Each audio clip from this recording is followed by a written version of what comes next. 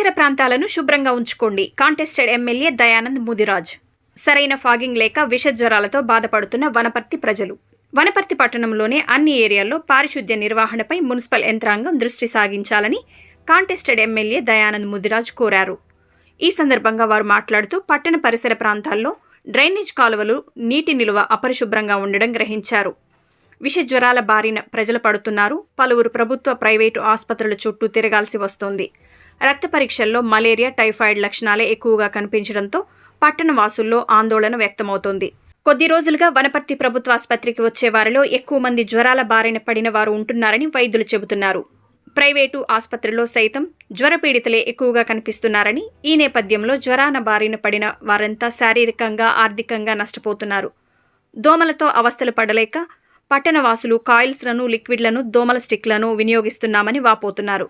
ఇప్పటికైనా మున్సిపల్ అధికార యంత్రాంగం చొరవ చూపి వనపర్తి పట్టణ వాసులను దోమల బారి నుండి కాపాడి ఆర్థికంగా నష్టపోకుండా చూడాలని కోరారు.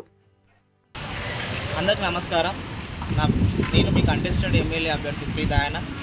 వనపర్తి నియోజకవర్గంలో అపరిశుభ్రతమైన వాతావరణం మనం ఈరోజు చూస్తున్నాం. మన విజువల్స్లో కూడా చాలా వరకు కనబడుతుంది. ఇలాంటి వాతావరణంలో ఈరోజు ప్రస్తుతానికి ప్రజలు అనారోగ్యానికి గురవుతున్నారు.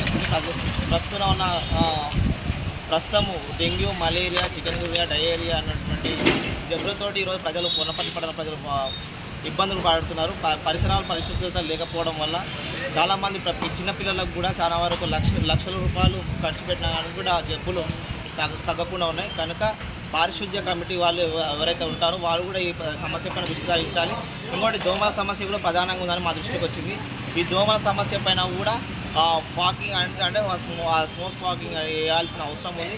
కనుక ఈ దోమల సమస్యను కూడా అరికట్టాల్సిన అవసరం. ఈ దోమల నుంచి డెంగ్యూ, మలేరియా వంటి జబ్బులు వస్తున్నాయి. కనుక చాలా వరకు ప్రజలు ఈరోజు చాలా ఇబ్బంది పడుతున్నారు. మున్సిపాలిటీ సిబ్బంది తక్షణమే స్పందించి ఇలాంటి అపరిశుభ్రతమైన ప్లేసెస్ ఏవైతే ఉన్నాయో అలాంటి ప్లేసెస్ని కనుగొని వాటిని శుభ్రం చేయాల్సిన బాధ్యత మున్సిపాలిటీ కమిటీ మీద ఉంది.